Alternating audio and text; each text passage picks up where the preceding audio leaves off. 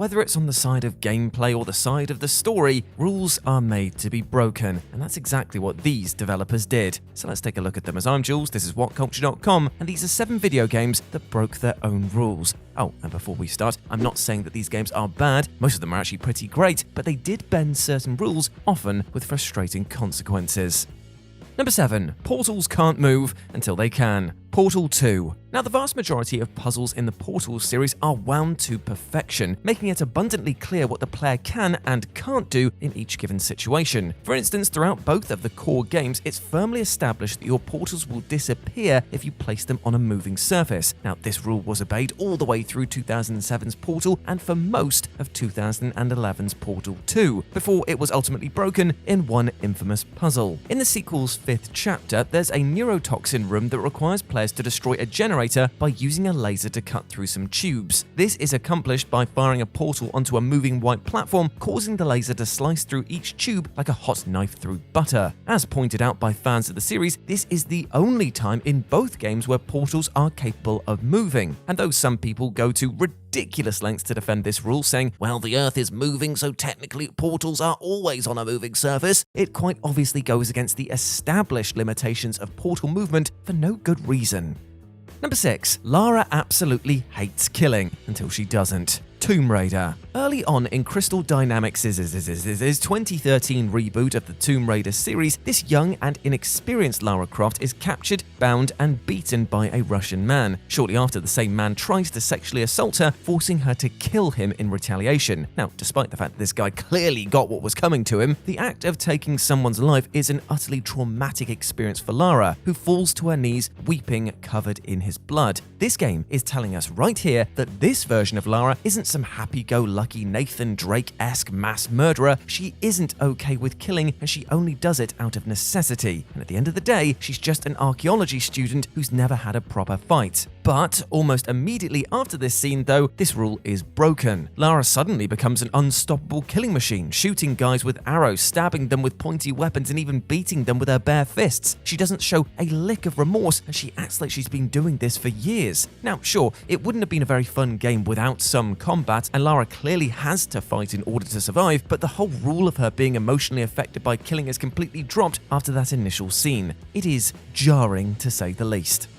Number 5. Healing should be difficult until it's not. Apex Legends. From the beginning, one of Respawn's core mantras for Apex Legends was that healing should slow you down, that it should make you an easy target, and that players should think carefully about when they choose to do it. To that end, they removed a movement technique called bunny hopping, which allowed the player to bounce around like a rabbit while popping a shield or a health med just a few months after the game launched. But then, when Season 7 rolled around at the end of 2020, the studio seemed to forget about that mantra by launching an insanely powerful legend called Horizon. Now, Horizon's tactical ability allows her to throw down a gravity lift that launches her into the air at high speed, which was useful for dodging enemy fire. But crucially though, the lift gave her enough time to fully heal while using it, meaning that she could max out her HP while being a fast-moving, difficult-to-hit target. Now, the immediate response to Horizon was that she was utterly broken, and that she desperately needed a nerf, with players rightfully pointing out that other legends with movement abilities like Wraith or Pathfinder can't heal while using theirs. Fortunately, the effectiveness of the gravity lift has since been reduced, but Horizon is still a massive contradiction to the way that Respawn intended healing to work in the first place.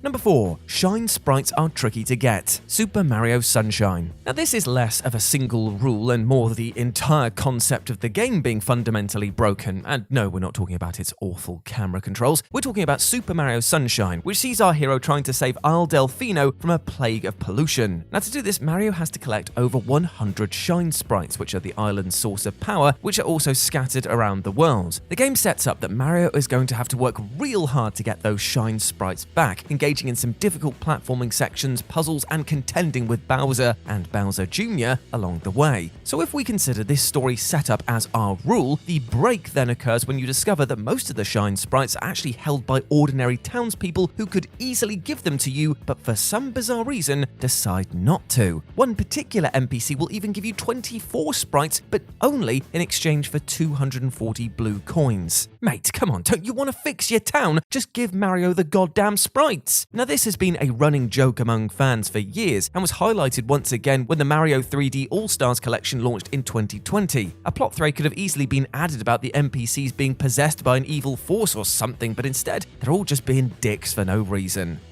Number 3. Lightsabers should be ridiculously strong. Star Wars Jedi Fallen Order. Lightsabers might be one of the most powerful weapons in movie history, but they were nerfed pretty hard in Star Wars Jedi Fallen Order. In Star Wars canon, it's known that these iconic blades can cut through almost anything in a single swipe, from human flesh to metal doors. Only materials like those used to forge Mandalorian armor are the rare exceptions to this rule. However, in Fallen Order, your lightsaber acts more like a traditional sword rather than a laser sword, because enemies in this game take tons of hits to defeat, even your bog-standard Stormtrooper grunts, despite the fact that, again, lightsabers should be able to slice through anything they touch with ease. Outside of a few specific cases, the game also lacks dismemberment, another lightsaber staple that is used in the movies as well as games like Jedi Knight 2 Jedi Outcast. And on the subject of dismemberment, Respawn said that they only wanted to use it for the occasional story beat, but as for those underpowered lightsabers as a whole, well, the explanation is obviously to make the game more challenging, but it still flies in the face of everything we know about lightsabers in other Star Wars media.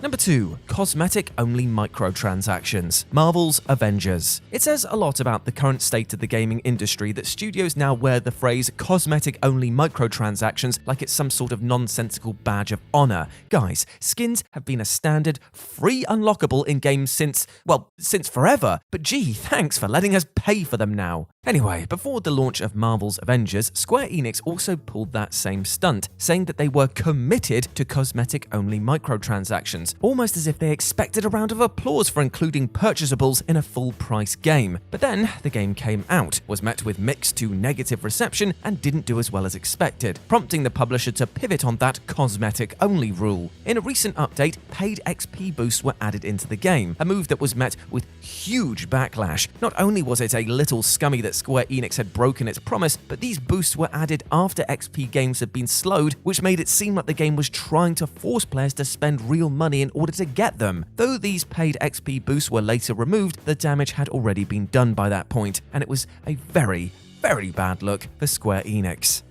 And number 1, new U stations can respawn anyone until they can't. Borderlands series. Now, many games have disconnects between story cutscenes and actual gameplay, and the Borderlands series features an absolute whopper. These games contain devices called new U stations that are scattered throughout Pandora, which are essentially fixed respawn points that players can use after a death. Now, considering that guns blazing is by far the best and most fun approach to Borderlands, these stations are a critical part of the experience. You're probably going to die a lot, and it's nice to know that respawning is a quick and easy process. Despite all of this, though, the game's stories completely ignore the new U stations being a thing. It doesn't make sense that our heroes are concerned about dying when they can just respawn at any time, and what's more, nobody thinks to use a new U station when Roland is killed in Borderlands 2. Now, Anthony Birch, Borderlands 2's writer, stated that the new U stations aren't canon. But if that is so, then why does Jack give you a mission in which you need to kill yourself and then you respawn, and he's not surprised by that? So in other words, the new U rule isn't consistent in the slightest. Now, new U stations didn't really need to exist in the first place. Just do it like every other game and have the player just respawn with no explanation. But as it stands, Birch's non-canon explanation is the only way to get around this one. Weird. And there we go, my friends. Those were 7 video games that broke their own rules. I hope that you enjoyed that, and please let me know what you thought about it down in the comments section below. As always, I've been Jules. You can go follow me over on Twitter at RetroJ with a 0, or you can swing by Live and Let's Dice, where I do all of my streaming outside of work, as well as my Warhammer battle reports. If you're into that sort of thing, I would love to see you over there, my friends. But before I go, I just want to say one thing. There is one rule in life that we should never ever try to break, and that is to always be kind to ourselves, both mentally and physically, because you deserve the best things in life, and do not let anything or anyone else tell you otherwise, alright? You deserve love, happiness, and success. Now go out there and absolutely smash it, my friend.